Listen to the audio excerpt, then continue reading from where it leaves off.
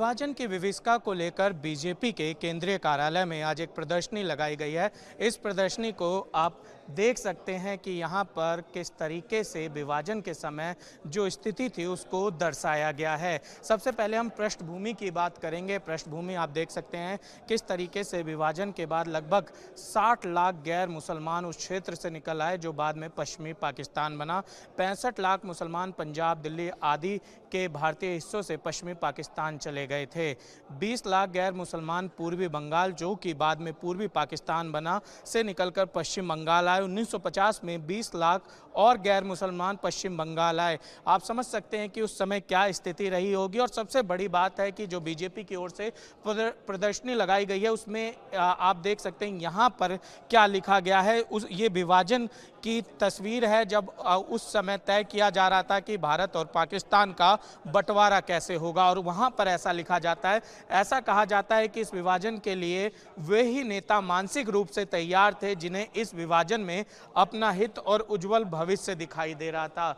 इसका सीधा मतलब ये है कि उस समय जो नेता सत्ता के लिए लड़ाई लड़ रहे थे, खासकर बीजेपी लगातार पूर्व प्रधानमंत्री जवाहरलाल नेहरू पर आरोप लगाती है और वहीं मोहम्मद अली जिन्ना को भी कटघरे में खड़ा किया जाता है। आप समझ सकते हैं यहाँ पर उस लाइन को लिया गया है। और यहाँ पर मुस्लिम लीग को भी दोषी ठहराया गया है कि मुस्लिम लीग की जो बैठक हुई थी वो पूरी तरीके से जो है उस समय अप्रासंगिक थी, क्योंकि मुस्लिम लीग लगातार पाकिस्तान की मांग कर रहा था। और इसके आगे हम आएंगे तो विस्थापन की कहानियां आप यहाँ पर देख सकते हैं और विस्थापन के बाद किस तरीके से स्थितियां जो थी वो बनी थी, जो वायलेंस हुआ था उसका क्या असर हुआ था।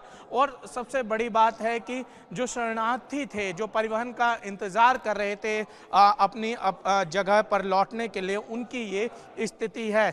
आप देख सकते हैं कि कभी पटरियों पर ख्वाब दौड़ाने के सपने थे, पटरियों ने ही ख्वाब का जहां छीन लिया। उस समय जो दर्दनाक हत्याएं हुई थी, खासकर ट्रेनें पूरी तरीके से भर भर के लाशों से आई थी, ये वो तस्वीर है। आप देख सकते हैं कि बंदरगाह पर भी तमाम शरणार्थी जो हैं वो यहाँ पर इंतज़ार कर रहे हैं। और इसके अलावा ट्रेनों में किस तरीके से लोग, जो ट्रेनों के बीच में गैप होता है जिससे ट्रेनों के जो डिब्बे हैं उनको आपस में जोड़ा जाता है, वो यहाँ पर आप समझ सकते हैं कि यहाँ पर ये स्थिति नज़र आ रही है। वहीं दूसरी तरफ बड़ी संख्या में लोगों के काफिलों ने पलायन किया प्रचंड गर्मी में। और आप ये देख सकते हैं कि बैलगाड़ी पर लोग पलायन करते हुए, ट्रक पूरी तरीके से भरे हुए नज़र आ रहे हैं।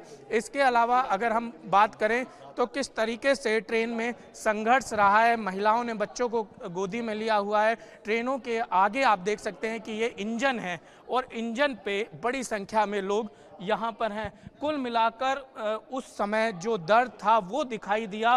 और कुछ श्रवण कुमार भी थे जिन्होंने अपने माता पिता को इस तरीके से यहाँ से लेकर गए थे।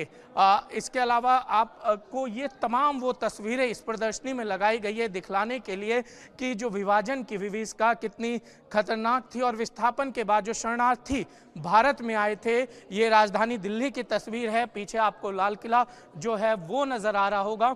ये वो तस्वीर आप देख सकते हैं किस तरीके से उस समय जो पुरानी दिल्ली थी वहाँ की ये तस्वीर है।